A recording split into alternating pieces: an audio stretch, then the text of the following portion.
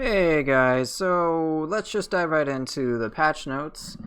We're on version 1.13. 1.12 was just a bug fix, but today I'm going to talk about some of the changes that occurred in this update. So this is a little bit more cohesive, and let's talk about the adjustments right away. Stuff that I think is most important. Now, first and foremost, we have an increased drop rate of divine items in Dream of the Demon and Scroll of the Demon picture scroll missions. Great, who doesn't love divines? Decrease the health and increase the attack power of enemies when playing in an expedition of 3 players. There's no difference when played with 2 players. That's fine. Honestly, the way that I see 3-player co-op is that enemies, not so much enemies, but bosses can have ludicrous amounts of health, and at the same time they can have insane amounts of ki. I've actually found it pretty difficult to deplete their ki. I'm personally hoping they kind of nuke it a little bit for certain bosses. Like Shuten Doji, for example, I was doing a picture scroll sort of thing with 2 other friends, and it just was almost impossible to get his ki down to 0 and then to get a grapple. So maybe some tuning there, or maybe there's something I'm missing, but stuff like that's annoying. And compare that to like Kasha. Kasha was significantly more manageable, and I thought that was appropriate. But that's a whole other thing. Decrease the health of the following bosses in Dream of the Demon. Kama Itachi. I personally don't have much trouble with Kama Itachi, period, so I didn't notice this one, but I think everyone can probably agree. The less that we deal with Lady Osakabe, the better, because no one likes those big bosses. Okay, next is increased damage when you attack an enemy's weak point and hit it. Okay, I'm just gonna level with you. I have found normal enemies to almost be a complete joke with normal weapons. It's not the normal enemies that bother me whatsoever. It's some certain bosses that just feel insanely tanky, especially with the Curse of the Demon effect at play. Adjusted the number of enemies that appear simultaneously in addition to the type and timing in some picture scroll missions. I suppose this is fair. I haven't experienced the picture scroll missions that much, but I have heard that sometimes you deal with way too many enemies at once, and of course, if you're dealing with like 50 different things at the same time, that's not exactly the most fun. So I think that's an appropriate change. Next up is if you participate in a scroll expedition as a guest and fail to obtain a scroll, you will now have a chance of getting 100 Night Incense. Great. That's awesome. Cool with me. Alright, I want to talk about this quite a bit. The damage inflicted by the first and second hits of the special effect versatility have been decreased, and the damage caused by the 4th through 9th hits has been increased. Alright, so if I'm not mistaken, this is overall a buff. It is really easy to use more than 3 different skills at any given moment. Getting to 9 stacks is not that challenging, in all honesty, for someone like me. So I suppose this dissuades people from using one skill over and over again. But seriously, you can get to 9 stacks with this insanely quickly, and if I'm not mistaken, I think the damage boost is like 60%.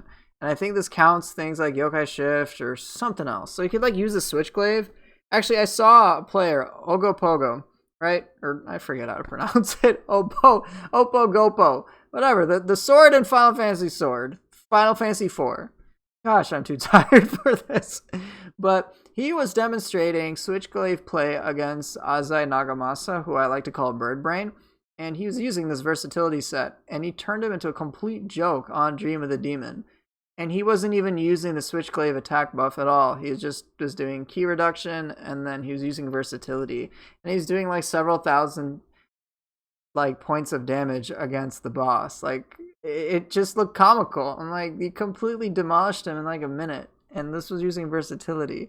So I personally feel that versatility is way too powerful and easily abusable. But yeah, and that's just my point of view. I think it's good that it encourages you to use different skills, but the fact of the matter is getting a 60% damage boost pretty much at will is kind of ridiculous, especially with all the other stuff you can stack. So like I said in the previous video, Tengen Kujaku may be out for most people, but versatility is certainly going to be a thing that they will abuse.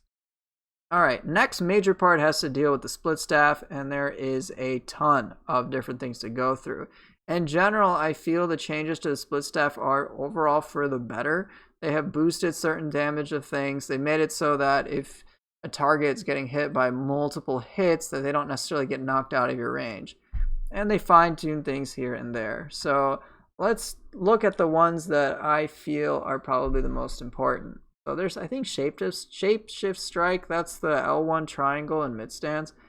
That one was kind of a wonky ability, so I think improving it is good. I think increasing the damage for Serpent Sweep is fine too. Having the knockback is good so that you have the follow-up hits. Because one of the worst things that can happen with the Splitstaff is, or was rather, was that you would use the extended hits, whatever skills they were, or just normal attacks, and then the target would just be too far away. So you've effectively wasted time in trying to get extended hits, but they're further away and they're free to hit you, and it just feels bad. If you're going to go for the extra stagger, the extra hits, you want them to at least connect if you're making that commitment. So I think making it easier to have the follow-up hits connect is certainly a welcome change. I think the general gist of this is that they've adjusted knockback so you can get the follow-up hits, which is important. I think they've made abilities hit more reliably, which is also very important. I've noticed Radiant Moon, it works a little better, especially the extended version, which is really nice. Increase the damage and initial speed of Side Splitter. That's good. I actually do like sides. I think Side Splitter I do like quite a bit. I always confuse these names. Truth be told, I don't know these names that well.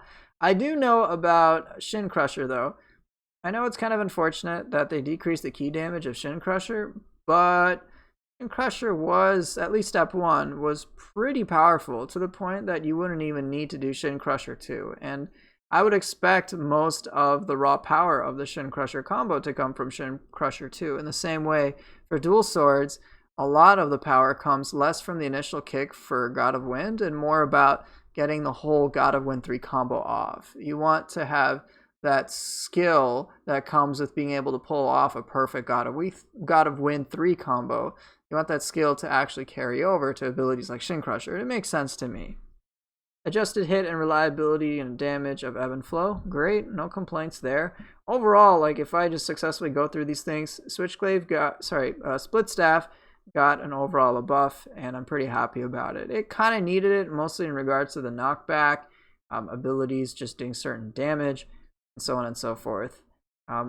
I did, one thing I did notice is that there's kind of like a stealth nerf, and this is again just kind of an exploit that we discovered in the first week with the Splitstaff, and that was you could do a low stance evasion and then quickly attack with any of the other stance. There's still kind of other bugs. I guess I'll call them bugs because they're certainly not intended. But there are other tricks you can still do with the Splitstaff. It's so easy to mix the two.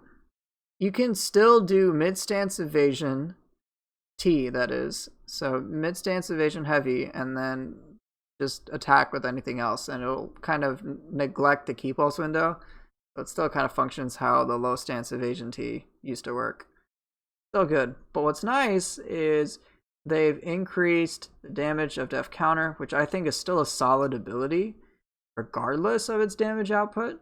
But they've increased the key damage of Fill the Void. They've increased key damage of all attacks in general. And you've got damage and movement of quick attacks and low stance, which is great. I'm very happy about this. Check out the next page. But these are all bug fixes. There's not necessarily a massive need for me to go through with this, except a couple of things. Let's go through these. But before I continue, again, Splitstaff definitely needed some tuning. I hope it gets evasion and dash attacks, like actual dedicated ones, because right now it still feels a little weird as it is, and I know players have adapted to it, but I still think it needs dedicated evasion and dash attacks. And for the same token, I think Switchglaive and Hatchets need the same too, but that's a discussion for another time. Okay, an unnatural posture. I don't know what they're talking about. Fixed an issue, particular actions prevented the use when Dragon Dance is used. Okay, fine. Fixed an issue, key more consumed. Dragon Dance 2 could be cancelled before the increased attack is applied. I suppose that makes sense. You don't know if you're going to commit to Dragon Dance 2. and being able to, yeah, that's fine. I don't think that's big of a deal. What else do we got? I mean, these are all pretty standard bug fixes. Ah, this one is actually pretty big. Fixed an issue where a key pulse cannot be performed when using the Splitstaff active skill Sacred Bird Cry with a long press of the button. So, Splitstaff, as you guys know, generally functions with the whole hold mechanic, where you hold a button just for a little bit and you'll do an extended move. And Sacred Bird Cry functions in exactly the same way. If you just tap it, so L1 triangle, depending on what stance you want to put it in. I just stick it in mid for axe, but that's besides the point. If you just tap it, the L1 triangle, you'll just get the 4 slices with the Sohei Amaru. But if you hold it, then you also shoot off projectiles in the same way that Yoshitsune does. But there is a conflict when it applies to Splitstaff, and that is it just wasn't registered for whatever reason the same way, so you couldn't even key pulse it whatsoever. So I'm glad they fixed that. Now let's see. These are okay. Alright. We've got damage will be decreased when performing another action, such as moving after falling yokai abilities. That shouldn't have any effect whatsoever. I don't know why that was the case, but I'm sure people who use Yatsu no Kami will be happy about that, which is good. Its soul core should be independent from pretty much whatever you do. Alright, these ones are humorous to me.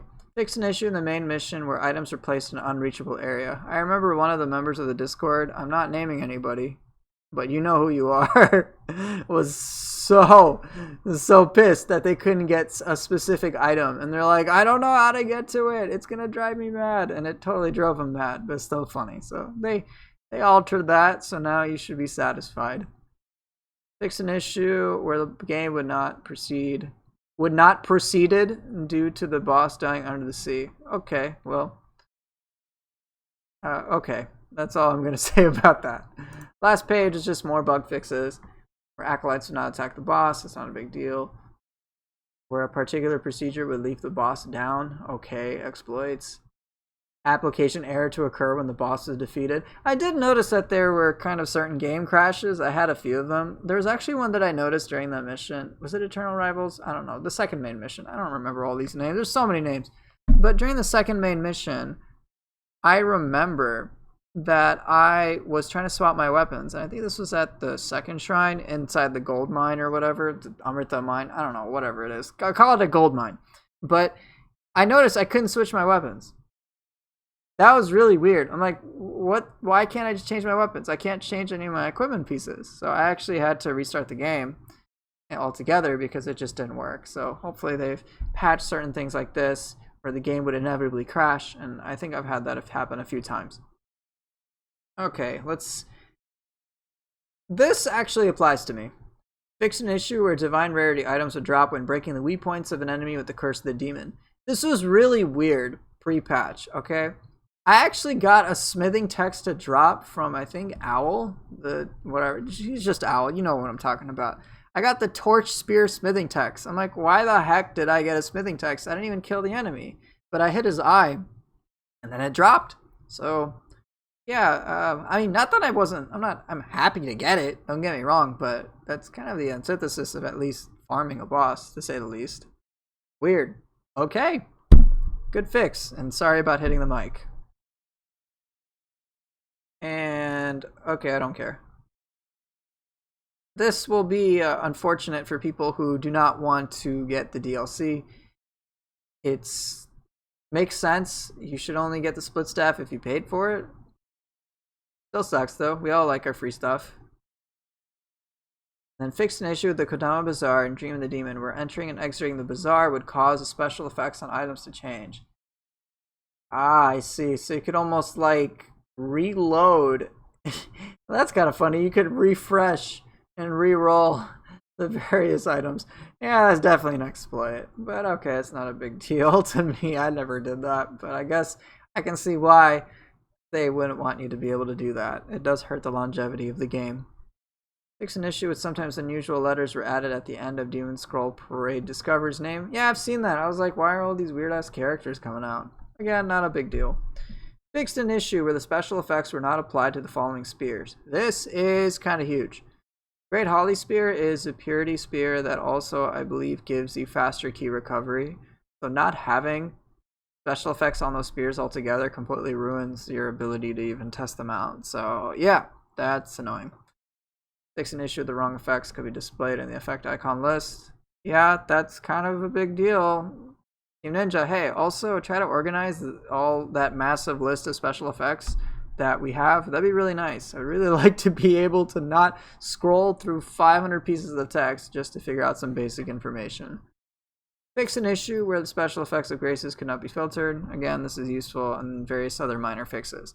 That's pretty much it.